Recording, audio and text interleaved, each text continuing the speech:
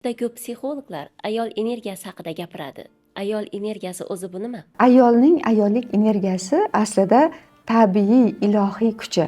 Uni sezgirligi, uni intuitsiyasi, uni mehribonligi, mehri, uni ijodkorligi uning energiya to'lqinini hosil qiladi. Ayollik energiyasi bu kuch bilan paydo bo'ladigan narsa emas.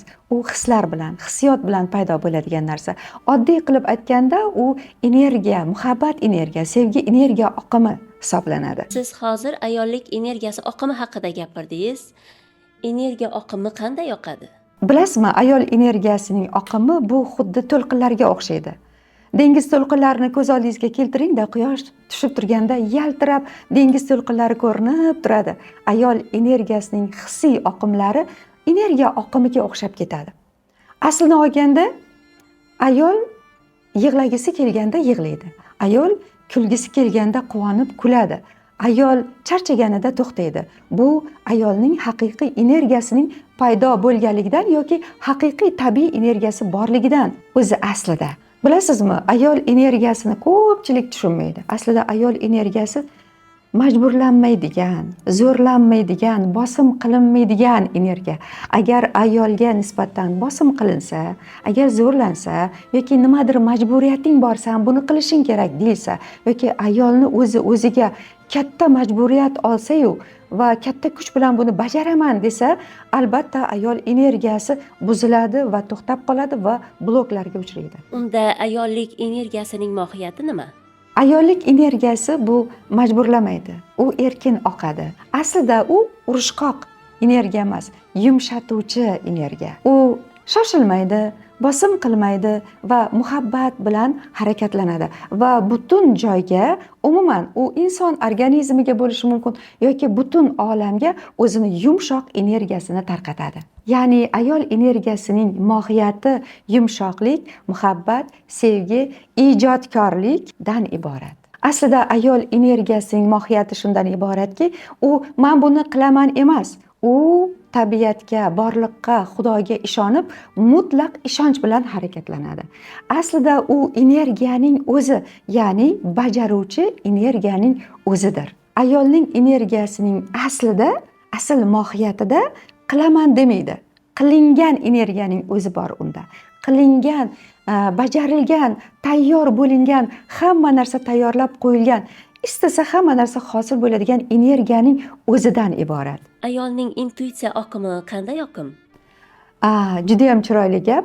Bilasizmi, ayolning intuitsiyasi shunaqa to'g'ri ishlaydiki, ayol kishi mantiqdan oldin hamma narsani izohlab bergan bo'ladi va keyin bajariladi. Ayol kishi ichki ovozini eshitib turib gapiradi, izoh beradi va yaqindan yondashadi. Ayol energiyasini suvga o'xshagan oqim dedingiz. Bu qanday bo'ladi?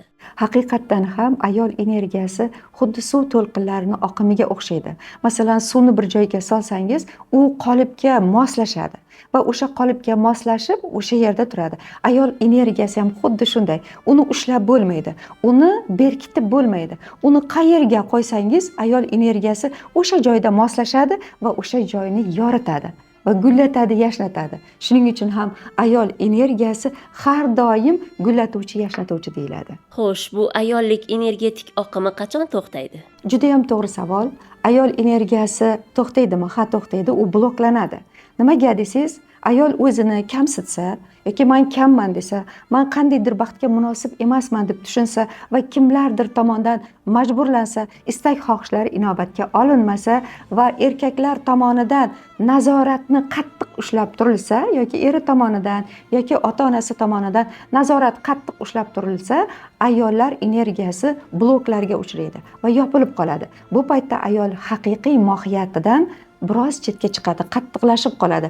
Ba'zan esa erkaklik rejimiga tushib qoladi. Ayollik energiyasi bu hayotga qarshilik qilmasdan hayot oqimi bilan moslashib, muhabbat bilan yashashdir. Ayollik energiyasining jozibasi nimada?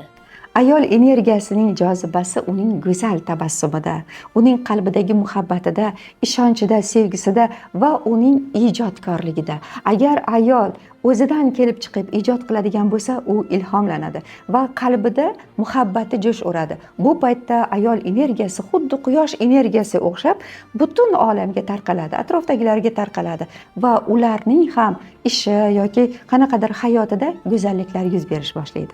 Ayol energiyasi ochiq bo'lsa qanday bo'ladi? Agar ayol energiyasi ochiq bo'lsa, ayol haqiqatdan ham baraka oqimini tarqatishni boshlaydi. U tabassum qiladi, kuladi, o'ynaydi.